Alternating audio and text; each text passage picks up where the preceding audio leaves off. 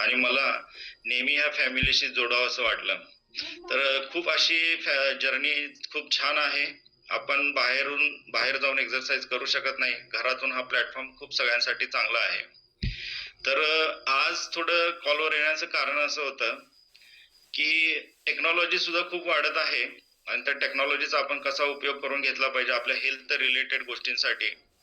तर माझ्या आज सकाळी सगळं चालू असताना डोक्यात आलं, की आपलं जे वाढलेलं वेट आहे आणि मिडल एज म्हणजे काय असतं, की साधारणतः 35-40 वर्षापासून 60 वर्षापर्यंत जास्त लोकांचं वजन वाढतं आणि मेडिकल चॅलेंजेस हे ह्याच वयात जास्त येत असतात. तर वाढलेल्या वजनाचा मिडल एज जे लोक आहेत त्यांच्या ह्याच्यावर काय परिणाम होतो, हे जरा म्हणलं मी आज जरा advance technology, AI technology chat जीपीटीला विचारून बघावं. म्हणून हे सगळे अनुभव चालू असताना मी चॅट जीपीटीला एक प्रश्न विचारला, relation of overweight and medical challenges in middle age.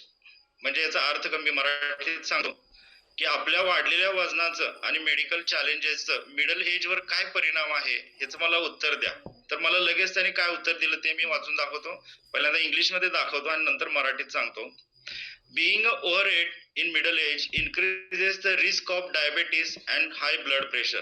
म्हणजे जर वजन वाढलं तर आपल्याला एकतर शुगर होणार आहे आणि हाय ब्लड प्रेशरचा त्रास होऊ शकतो. It can also leads to heart disease, joint pain and reduces the energy level. म्हणजे आपल्याला हृदयाचा त्रास होणार आहे, नंतर सांध्यांचा त्रास होऊ शकतो आणि आपली लेवल जी आहे ती डे बाय डे कमी कमी कमी होत जाणार आहे. तर regular exercise and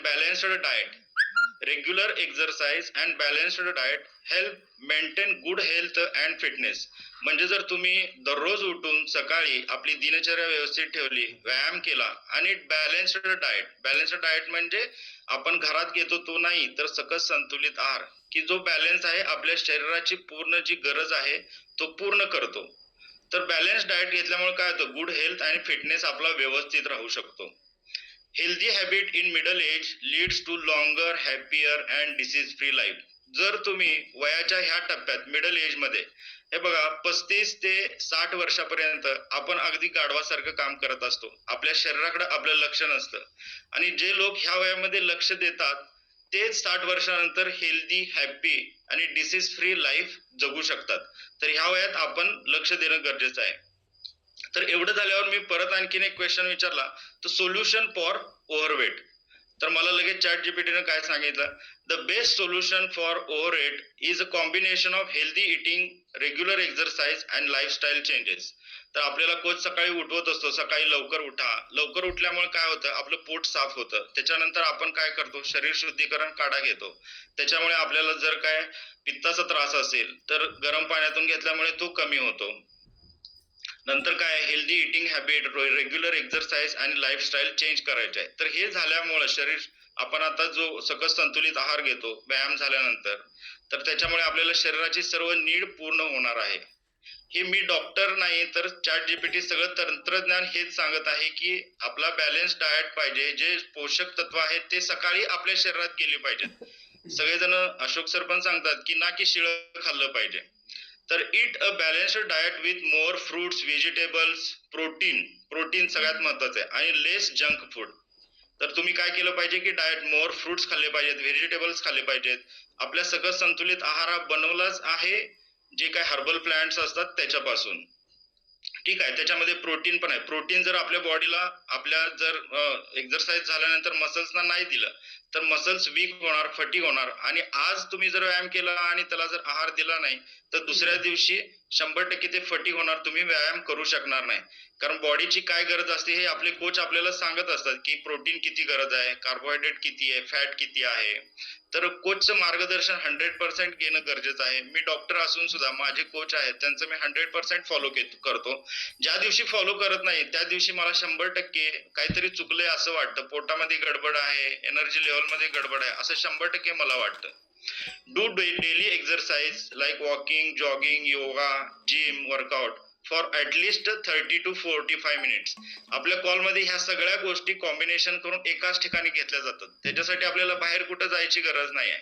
drink enough water and avoid surge drinks drink enough water म्हणजे आपल्याला बॉडीला जे वजनानुसार लागणारं जे काय पाणी आहे ते आपण पिलं पाहिजे. आपले हेल्थ कोच सुद्धा आपल्याला हेच सांगतात की पाणी प्या. टेक प्रॉपर स्लीप म्हणजे 6 ते 8 तासाची झोप व्यवस्थित झाली पाहिजे, व्यवस्थित झोप लागली पाहिजे. And reduces the stress for better metabolism म्हणजे तुमचं पचन सुधारण्यासाठी तुम्हाला झोप खूप गरजेची आहे. Small daily healthy habits can give long term weight loss and better fitness. तर ह्या तुम्ही जर लाईफस्टाईल जर चेंज केला तर त्याचा रिझल्ट वेट लॉस, कायमचा वेट लॉस होण्यासाठी आणि बेटर फिटनेस येण्यासाठी खूप गरजेचं आहे. तर माझा फिटनेस कोच मला जे कोच असतात ते सकाळी लवकर उठवतात, लवकर व्यायाम करा म्हणतात, बॅलन्स डाएट करा म्हणतात. ह्याच्यापेक्षा मला चॅट जीपीटीनं अजिबात सांगितलं नाही की तुमचं ओव्हरवेट झालेलं आहे, तुम्हाला शुगर डायबिटीस आहे, तर तुम्ही टॅबलेट्स खा, ॲलोपॅथी टॅबलेट्स खा. मला काय सांगितलं पहिल्यांदा की तुम्ही हे करून बघा. तर मला काय म्हणायचं आहे, एवढं सगळं दररोज सगळे लोक सांगत असतात, हेल्थ कोचेस सांगत असतात, आपले सिनियर कोचेस आपल्याला सांगत असतात, ते आपण सिरियसली घेत नाही. बरेच लोक कॉल लिव्ह करतात, एक अर्धा तास इथंच थांबून सकस संतुलित आहार घेत घेत सर्व लोकांचं मार्गदर्शन ऐकायला काहीच हरकत नाहीये. कॉलचा जो आपला जो संख्या जर बघितली तर 6:30 वाजले की एकदम कमी कमी होत जाते. तर तसं न करता हे खूप चांगला प्लॅटफॉर्म आहे आणि ह्याचा फायदा आपण करून घेतला पाहिजे. आणि खूप चांगली आपल्याला सवय जी आहे, ज्यांनी आजपर्यंत एक्सरसाइज, मी कधीही जास्त अगोदर एक्सरसाइज केला नव्हता, पूर्ण वेळ सगळा अभ्यासात आणि पेशंट मध्येच गेलेला. पण इथं आल्यापासून मला खूप छान वाटतंय आणि मी सुद्धा सगळ्यांच्या जीवनामध्ये बदल करण्यासाठी आता एक म्हणजे लीड घेतलेला आहे, सगळ्या लोकांना इथं आणतो आहे. खूप छान वाटलं आणि मला 1-2 मिनिटं माझा जे काय म्हणजे अभ्यास असेल तो शेअर करण्याची तुम्ही मला संधी दिली. अशोक सर आणि घुगे सरांचा मी धन्यवाद मानतो. धन्यवाद sir. Yes yes yes yes, amazing. बघा, एक डॉक्टर आहेत ते आणि खूप छान पद्धतीने त्यांनी त्यांचा ट्रान्सफॉर्मेशन त्यांनी केलाय आणि आता लोकांना हेल्प करतायत. लोकांच्या आयुष्यामध्ये मेडिकल फ्री लाईफ कसं जगायचं, ओके, मेडिकल फ्री लाईफ जगण्यासाठी ते आता हेल्प करतात.